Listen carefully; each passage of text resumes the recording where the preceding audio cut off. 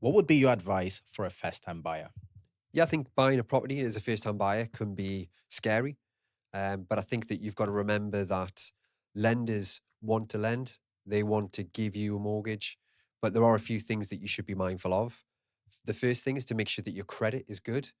Using things like Check My File or credit reference agencies means that you can make sure that you've got a perfect credit or that you're keeping up with your payments and that you've got no adverse credit on there.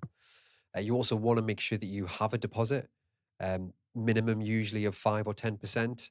But there are some niche products now that will allow you to have less than that. Some even where you don't need any deposit at all. As a first time buyer, you want to try and be in a position where you are as proceedable as possible in the lender's eyes. And that means having your income verified. So having things like pay slips ready, having bank statements ready and up to date.